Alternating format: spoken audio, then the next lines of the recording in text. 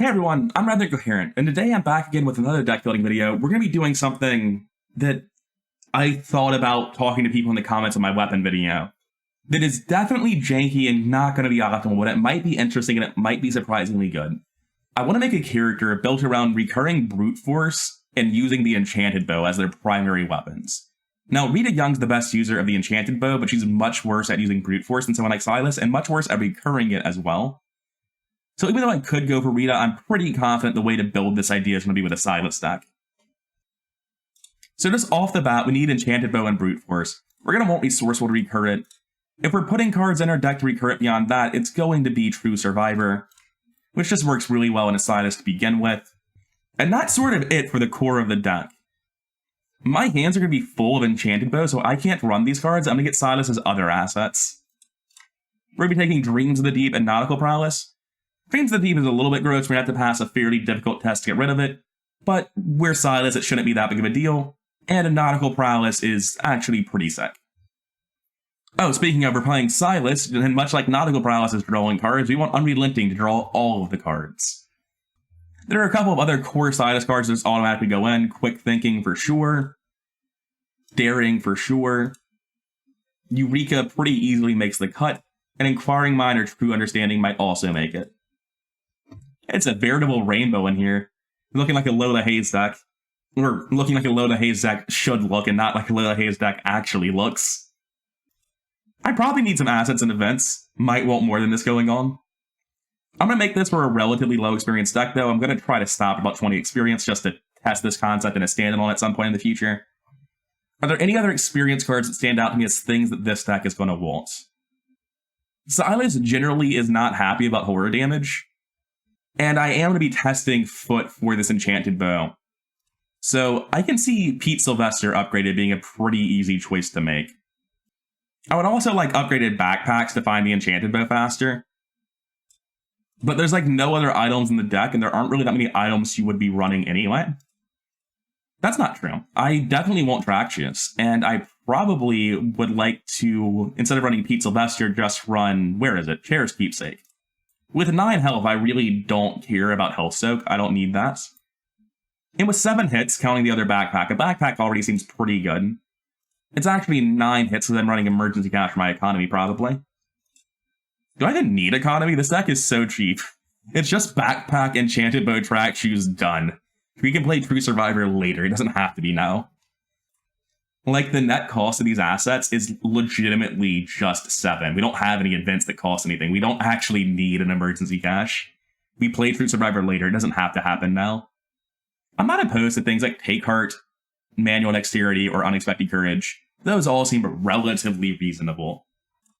But I look at this deck, I'm like, man, you don't want a backup weapon?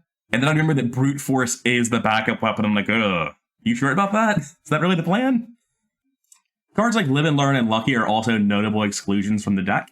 At this point, you're going to notice I'm up to 36 cards. Things are going wrong. This is how I build my decks. I don't build up to 30 cards and make decisions. I just add all the cards that I want, and then we're going to cut down once it makes sense to me. Once I've seen like the full spectrum of cards I'm considering, I can better make decisions about what shouldn't be here and what needs to go. Versus, oh, this card actually is really good and I wasn't considering it before. And right now, this isn't enough. Enchanted Bow with a backpack and Brute Survivor, or Brute Force rather, isn't quite enough. I want one other form of dealing damage. I don't really care what it is, I just need something. And that probably means it has to be an actual backup weapon. I don't like Baseball Bat Defiance because, yes, that does work. But when you look at Defiance, it's really only letting you use it for one Baseball Bat swing a turn, and you can only get any value out of it really if you're using specifically Baseball Bat comboed with it. There's a little bit too many moving parts and not enough actual swinging the baseball bat for me to feel comfortable with it. I can just throw in an 18 Derringer and call it a day, but then my deck actually costs money. I mean, I'm looking at this, I'm like, you know you could run Fire Axe, Mariner's Compass, and Dark Horse and not the Enchanted Bow, right? It even costs less experience. I feel like I'm just playing Snowflake Silas. I'm just refusing to use Dark Horse when I built this Dark Horse deck. Now, that said, it does occur to me that I still haven't put Pete in the deck, and I don't have anything like Own Your Own, so this is just Infinite Horror Soak with a foot boost. And the weapons that feel like I could be using them instead are really the Fire Axe and the Meat Cleaver. And at this point, we're up to 42 cards. It's getting wildly out of control. We're going to start cutting back soon, I promise. I'm noticing something that I remember now from playing Stella Clark months and months ago. Nearly a year ago now, like relatively early on when I was playing. There's not a lot of draw here.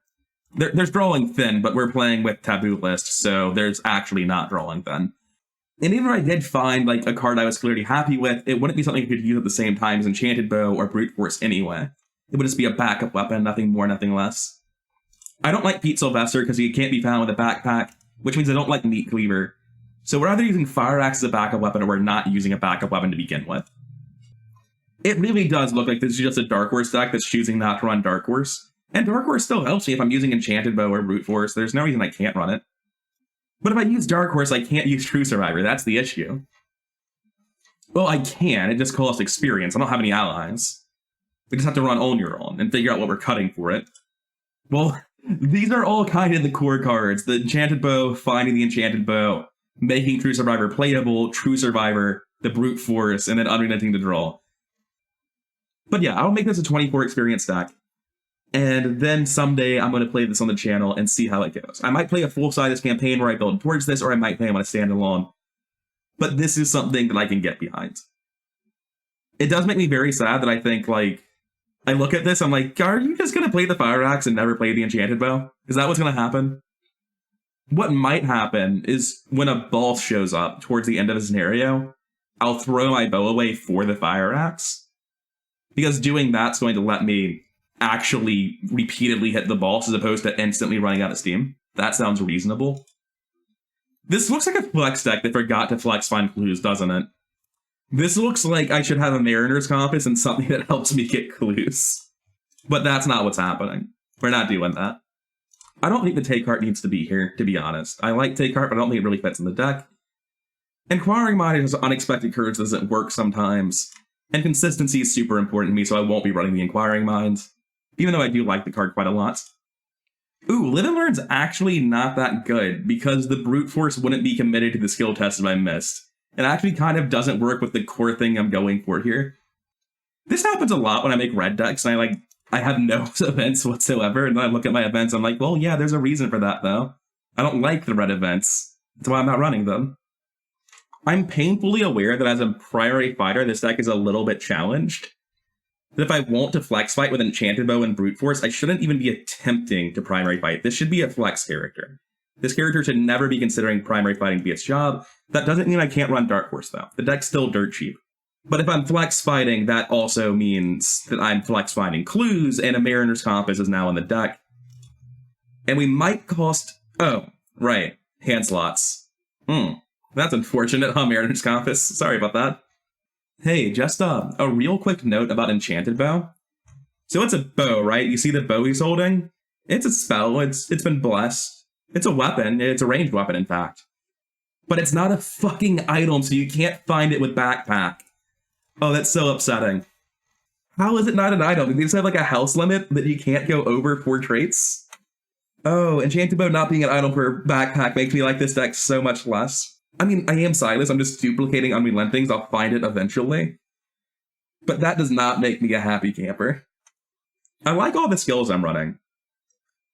Especially as a flex character. But as a flex character, I feel like I should have some sort of skills that help me get clues. So this Silas deck excels at evading. It can do burst damage pretty well, it can attack from adjacent locations, which is really efficient for killing Acolytes. And killing Acolytes really does save a lot of pressure on your main fighter. Gives them a lot of time to set up, makes their job much easier. So I like most of what this deck is doing, I just dislike that I'm not really finding clues. This is just a flex character that's not helping with clues, and that's an issue. I can do things like commit Unexpected Courage with Dark Horse active to get to 5 book on something like a Winging It. And the first Winging It doesn't really matter, but the second one is for 2 clues. It's a substantial amount of clue. There's a chance I draw through my deck so quickly that Fortuitous Discovery is playable. And I know that when you start adding Fortuitous Discovery and Winging It to your side stack that you've messed up and you've gone off the rails. But this is no longer dedicated fighter. These cards are clearly more well suited to a flex character. Fortuitous Discovery is probably wrong, though. It almost always is. And if it is right, then I have to run Short Supply. Short Supply actually does help me find Enchanted Bow in a roundabout way. because of resourceful. I honestly think I might be putting short supply for Fortuitous Discovery, winging it in my deck, and that's how I'm going to help flex Find Clues. This is a jank deck. This is not your normal Silas. Oh hey, we're back down to 20 experience. I'm not quite sure when that happened. When I got rid of the backpacks. So we're actually at our original target. I think first, before I start figuring out if I need to improve my soak, I'm going to cut this manual dex. It's basically only good if I have Enchanted Bow in play. Otherwise, it's largely doing nothing, so I don't want the manual dex. I don't feel like it needs to be in the deck. That's very much a foot is not a defensive stat mindset. Like, in a lot of modern campaigns, manual dex is just usable during the Mythos phase. So I probably shouldn't be cutting manual decks. I've said before that if a deck has a hard time cutting cards, that's usually a good sign. This deck is making me reconsider that, because I don't think this deck is close to optimize, but I'm having a really hard time cutting cards. This is a question I've asked myself before that always makes me second guess if I even want to play the character. But if I'm fighting with Brute Force and Enchanted Bow and finding clues via events like Fortuitous Discovery and winging it, do extra actions even really help me? Like, how good is Quick Thinking actually? It's not a good thing when you say that. Eureka's really just here to thin my deck. It's not super helpful as a skill. So I'm going to cut the Eureka. And after that, the next cut's super difficult. It gets a lot easier when you've got the Fortuitous Discoveries, doesn't it? And since I'm worried about my soak, let's figure out how we're fixing that. It's probably a skill from somebody. Steadfast from Guardian would be one way of putting 3 head icons towards a test, instead of this Fortuitous Discovery stuff. But then I'm a flex character that finds a total of like 4 clues per scenario. I need the Fortuitous Discoveries. It's an important part of my game plan. What a crazy thing to say in Silas, huh? You know, I think I'm going to mention that Enchanted Bow isn't an item every single chance I get. Just like how I mentioned that Promise of Power is available to half of all Seekers every chance I get. Bet you weren't expecting that in this video. I think my easiest last cut probably is one of my manual dexterities. I need these Fortuitous Discoveries if I'm calling myself a flex character. If I'm trying to help my team with clues, I might actually want a Belly of the Beast. I've got Track Shoes, Dark Horse to put me to 6 foot. Speaking of things you might want, Nimble is pretty good. I'm not sure I need it, but Nimble is pretty good. And this is how deck building always works for me. I go way too high, go back down, go up a little, go back down a little. And eventually we settle on something. And I think I'm just going to immediately cut the Nimbles. That's not happening. I don't feel like I need the mobility, especially with Enchanted Bow for long-range fighting.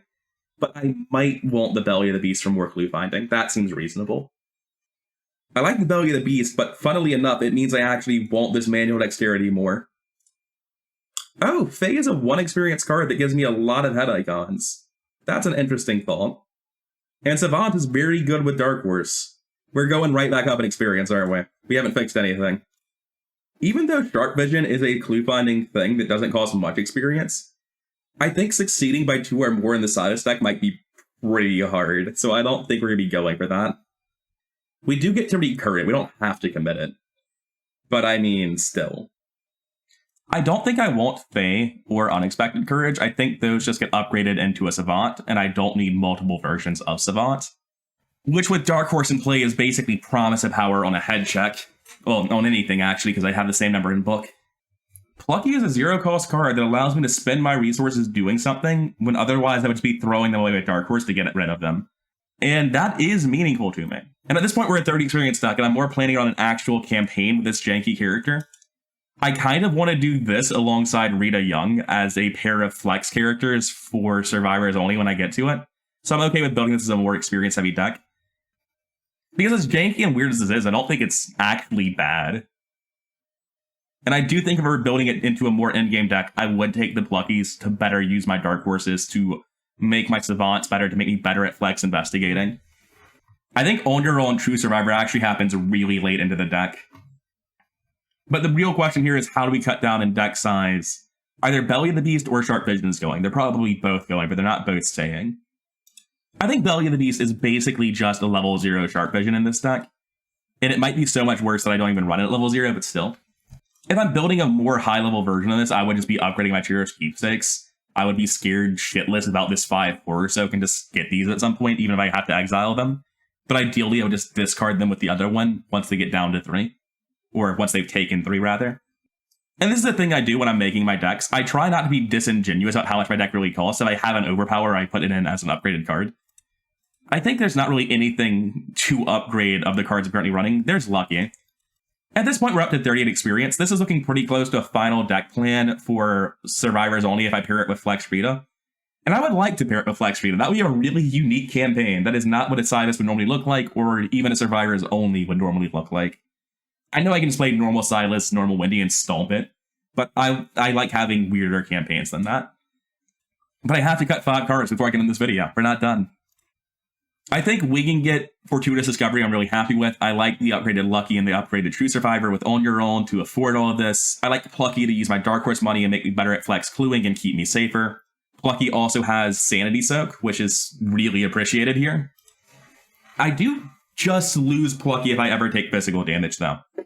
I just realized this. There's actually no physical damage soak whatsoever in this deck. I was thinking about how it would help me with my first soak. I didn't really think about the fact that I can't protect it.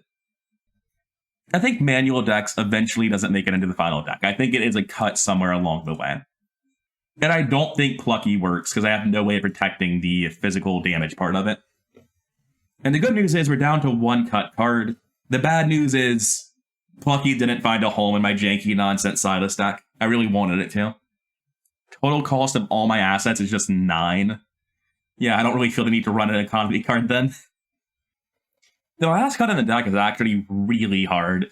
This third Fortuitous Discovery is really getting in the way of this deck being clean. Like, Savant's really important, Brute Force and Daring. Is Daring the cut? Is it one of my Darings? Like, Daring gets a lot worse depending on your interpretation. There's no official dev clarification, but someone in the comments here has said they talked to a dev. So, like, possibly dev clarification. It was never submitted. But if Daring works with Silas the way the community long thought it worked, where you draw the card, whether or not you return it, then Daring is hard to cut. But if Daring doesn't work well with Silas, then it's a pretty easy cut. The thing is, I'm actually not convinced I'd cut anything else, even if it does work that way. I've already got the Unrelenting and the Nautical Prowess. I think this is it. I think Daring is my last cut. I think towards the end of a campaign, when I've got the draw from Unrelenting, and really just the draw from Unrelenting, I'm not going to need to worry too much about finding these cards. I'm not going to need the Daring to hit very often, because I'm already attacking at like 7 with the Enchanted Bow, and actually 8 with Brute Force. Like, those numbers are just pretty good. I do really, really want the Daring. Like, yeah, the numbers are good, but being 3 higher is a lot better, and so is drawing a card. The cards I'm really looking at cutting are not my assets. These assets are all core. I need the Horror Soak, I want the stat bumps, this is my main weapon, I want the stat bump and the action compression. So it's something from over here. It's not Unrelenting, I need the draw, it's obviously not my signatures. It's not Brute Force, it's the way I fight. I need Resourceful to recur the Brute Force, as well as all of these incredibly good events. Savant is too valuable defensively, which means our cuts that we're looking at are Sharp Vision, Quick Thinking, Daring, Winging It, Lucky, Fortuitous Discovery. If I cut 1 Fortuitous Discovery, I cut all of them, and then I'm not finding enough clues is how I feel about it. I mean, you can just cut Short Supply Fortuitous Discovery and put 2 new cards in here. But I'm not going to. I want to play the Fortuitous Discovery Silas deck. I want to have decisive proof that Fortuitous Discovery isn't worth playing unless you have some crazy direct synergy with it. And if this is mandatory and this is mandatory, that means my only real options are Lucky, Winging It, and it's not going to be Winging It, let's be real. It's Lucky or Daring or Quick Thinking. Those are the least important cards in the deck. And it's just a shame that cards like Enchanted Bow and Cherished Keepsake and Fortuitous Discovery especially are the ones staying instead of them. I think getting an additional action in this deck actually isn't that good. Enchanted Bow Exhaust, I can only play Brute Force once a turn because I have to get it back. Like, if I use this and discard it and a monster's engaged with me, I can't play True Survivor. But Quick Thinking is just so good with Silas's star. It just means anytime you get your star, you gain an action. It's either Daring or Lucky. Lucky turns a fail by 1 on Sharp Vision or Brute Force into a pass by 2 to trigger their effects. And for me, that is the nail in the coffin of finally cutting one of my Darings as my last cut. I'm not happy about it. Daring is a really, really good card. But if I'm trying to flex fight, then Daring just doesn't quite get to stay as how I feel. I could also cut Attractionist. Just have a harder time finding them. No, I've been thinking for too long. I'm going to call it now. We're cutting the Daring. So that is a curve. Never seen that one before. Holy shit. This is weird. So yeah, we did the numbers and all of your cards cost 3. And it's like, guy, it'll be fine. They don't actually cost anything. All of these do in fact cost 3. But I mean, I only need to play them once per game. I am a little bit petrified of Crypt Chill. But I can probably just discard one that I have a duplicate of or throw away the track shoes, worst case scenario. Crypt Chill's not that bad because realistically these assets aren't that important. I don't like it though. I actually kind of like this janky nonsense Silas deck. I'm not in any way convinced that this is like what you should do. This seems like it's obviously worse than cutting a lot of these events in this Enchanted Bow for Fire Axe Mariner's Compass. Like, there might just be a clearly better way to build Silas than this. But I'm interested in trying this out. This looks fun. I like this a lot. As far as intentional self-sabotage by cutting Fire Axe Mariner's Compass go, this actually looks a lot better than I expected it to. God, I'm just looking at, like, cut Fortuna's Discovery, Winging It, Sharp Vision, you have 7 more card slots. Add Backpack level 2s, Fire Axe, Mariner's Compass, and the Tearing back end. Let's just go, like, look at the way the deck's supposed to look for a hot second, because I can immediately see how it's supposed to be. So here's our deck that we just built, and we can just rip all the fun out of it and go play a Dark Horse Silas that looks like the exact same deck, but better. Instead of running a bunch of really janky events, let's cut this short supply real quick. We don't want that in this deck. Instead of running this pile of super janky events, we just run a Mariner's Compass. Instead of running a really weird Enchanted Bow that's a little bit awkward to use, we just run a Fire Axe.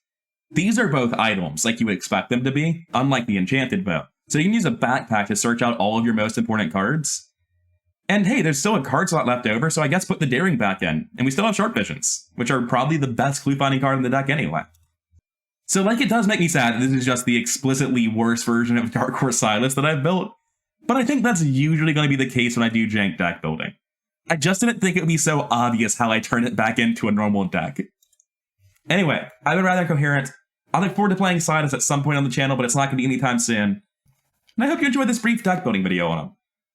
If you did, then like, comment, subscribe, and all of that YouTube nonsense. It does really help the channel out. And I'll see you in the next one.